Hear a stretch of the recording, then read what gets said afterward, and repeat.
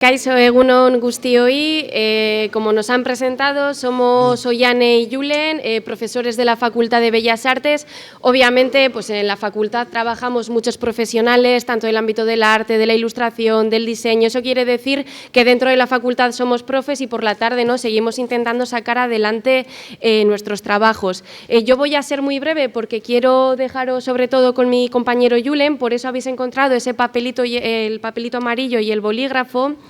Entonces, lo que más nos importa comunicaros o transmitiros a vosotros es que hay mucho prejuicio en torno a las enseñanzas y a la educación en Bellas Artes. O sea, normalmente, si decís en casa, que es lo que me ha pasado a mí, o a la cuadrilla, no, es que quiero hacer Bellas Artes, uy, te vas a morir de... No, lo típico, no, te vas a morir de hambre, no vas a tener curro, pero yo sí que quisiera daros un consejo y es que vais a pasar muchísimo tiempo estudiando, al menos son 4 años de grado, luego seguramente una especialización, sea Bellas Artes o sea otra cosa, que esa carrera que escojáis, o sea, que realmente sea algo que os llene.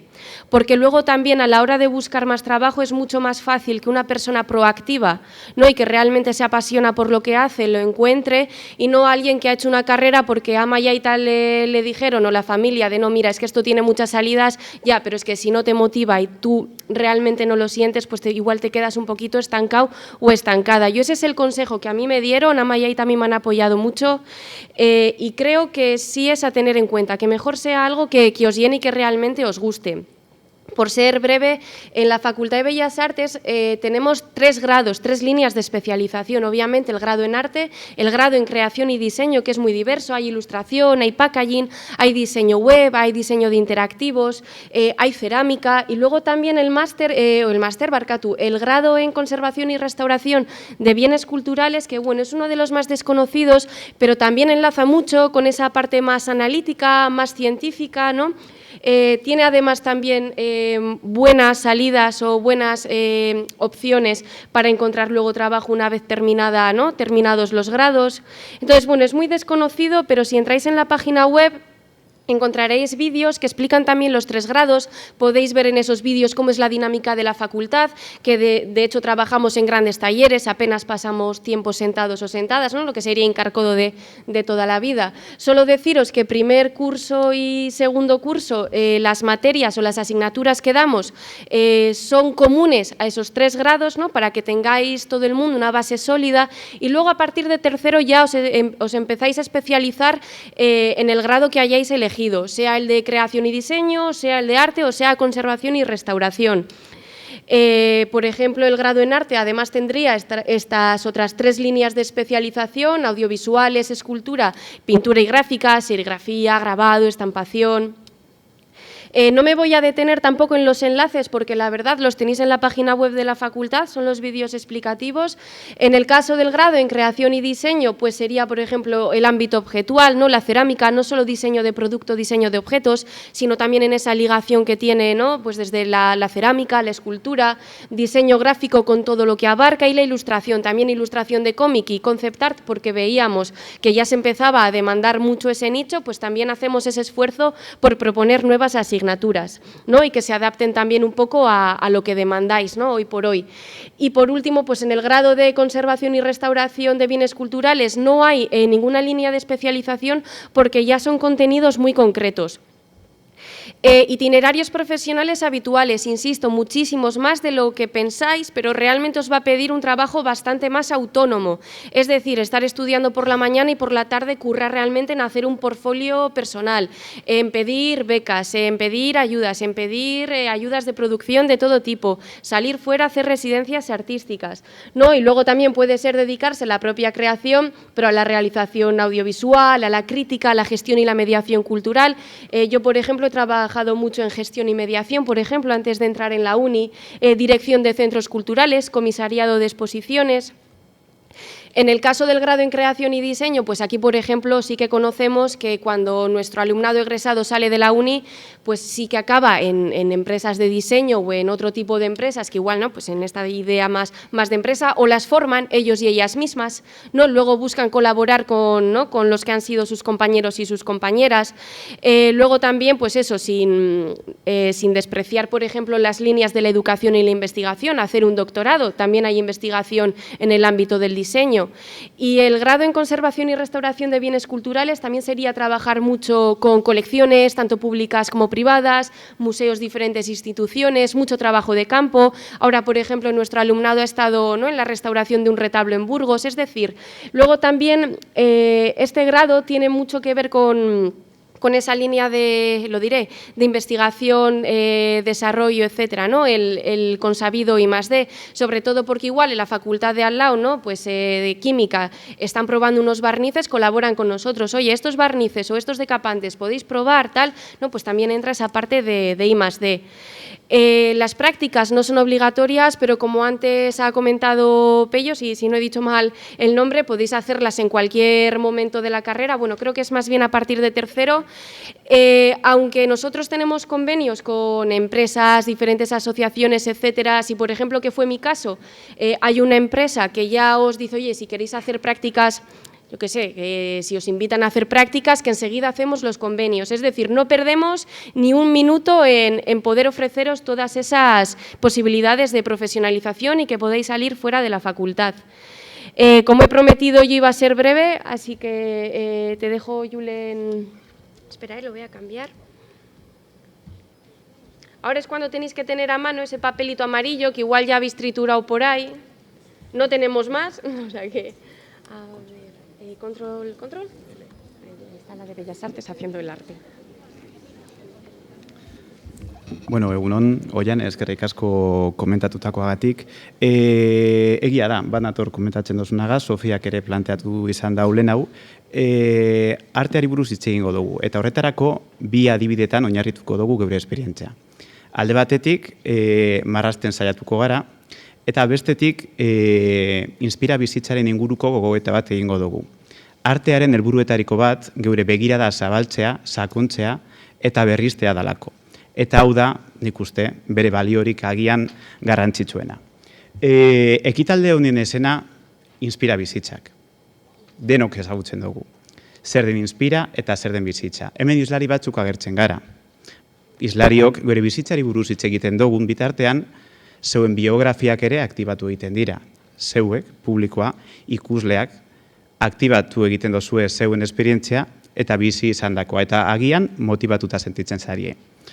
Hemen, ardatza ez dira gure bizitzak. Gure bizitzak lehen gaia dira, baina ardatza hitza da.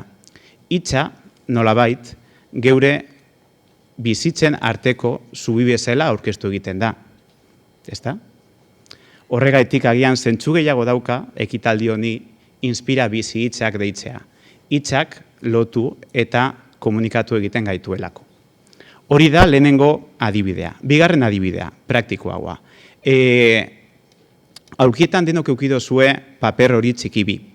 Bueno, horiek erabili ahal izango dozue irudikatzeko. Helburua da, aldez aurretik, ideia estereotipatuei barkatu aurre egitea. Zuen artean, zenbatok pentsatzen dozue, ez dakizuela irudikatzen. Altzatu eskua, mesedez. ¿Cuántos o cuántas creéis o pensáis que no sabéis dibujar? Vale. Esta, ikusten dudanagatik nahikotxok, ezta? Ideia hori oso zabalduta dago guztion artean. Eta errealitate desberdinak dauz, eta ikerketa desberdinak dauz horri erantzuna emateko, ezta? Baina guk hemengo hitzaldia oinarrituko dugu Graham Sok 2018 urtean emandako beste hitzaldi baten, Why People Think That They Can't Draw. Hemen egingo dugu saiakera hori, ezta? Nik egingo dodaz 3-4 trazu, aperean, horrian, eta zuek kopiatu behar izango dozuez trazu horiek.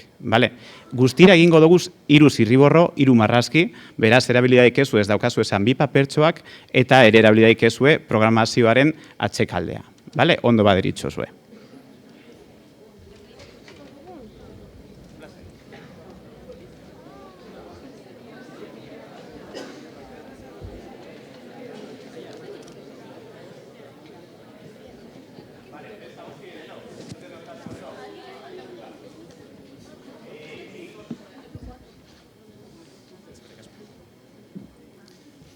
Hiru erretratu egingo dugu, entzuten da? 3 erretratu egingo dugu guztira. Lehenengoak nik begietatik hasiko naz. Nik egingo dodaz marrazkiak, trazuak eta zuek kopiatu, bale? Norbait blokeatu egiten bada, altxatu eskua eta itxarongo dugu. Simplea da.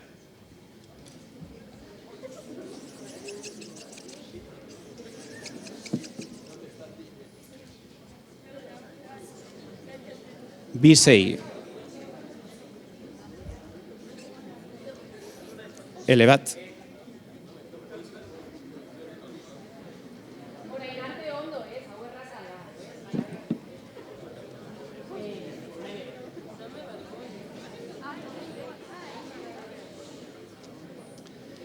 Irudikatzen dugunean, marrak beharrezkoak dira, baina marren artean gertatzen diren utzuneak are eta garrantzitsuagoak dira. Bale, zergatik, begia, geure begia, eraikitzailea dalako. Hau da, eraikiko dau, eta ulertuko dau, hemen adierazten duguna. Hurrengo pausua, belarria.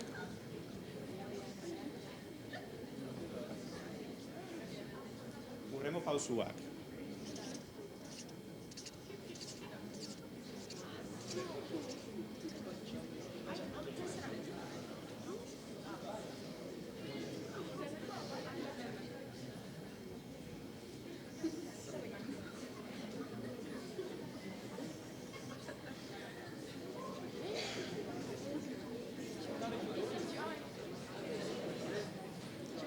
Pello.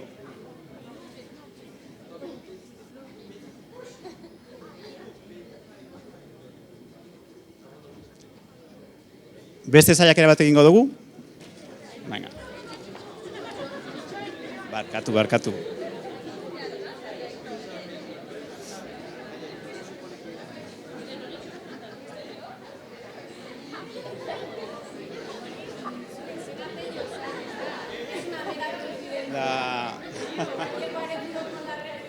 Subconsciente izan da, Pello. Hurrengoa simplea izango da.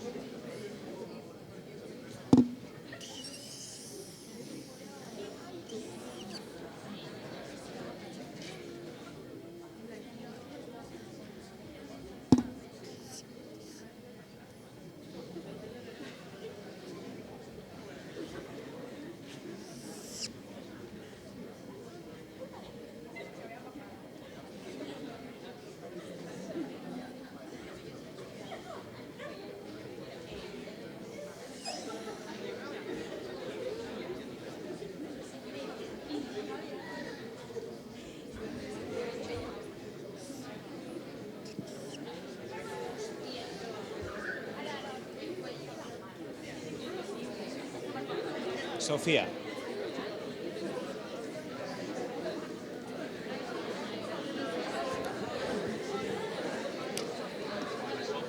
Egingo dugu hirugarrena, bale? Ze moduz orain arte? Gaizki ala oso gaizki, ala ederto, ala oso ondo.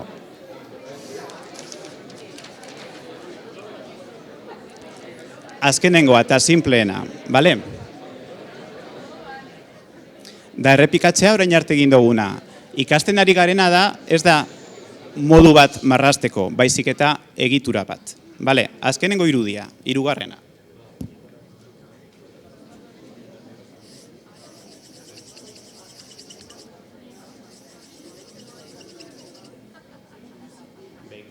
Begiak. Sudurra.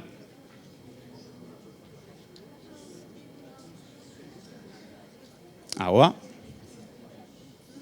Orain zer dator, belarria.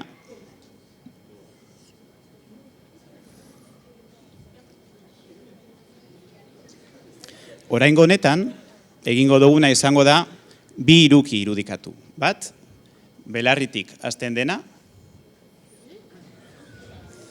eta bestea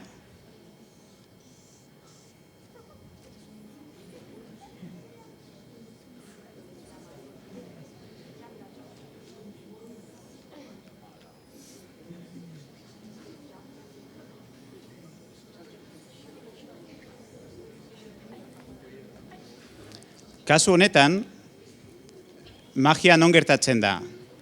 Pertsonai honi, Carlos, esate baterako, irudikatuko dutzagu kapela,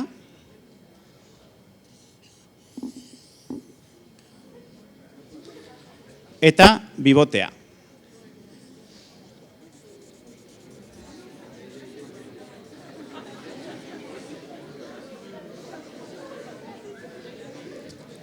Arteak askotan, Charlie Chaplin ezagutzen dozue. Arteak askotan, publikoan irribarre bat irudikatzeko gaitasuna ere badeko. Eskerrik asko. Luego, si queréis inmortalizar esa pequeña pieza de arte que habéis hecho, en el estado tenemos una máquina de chapa. Entonces, bueno, así pasamos del proceso de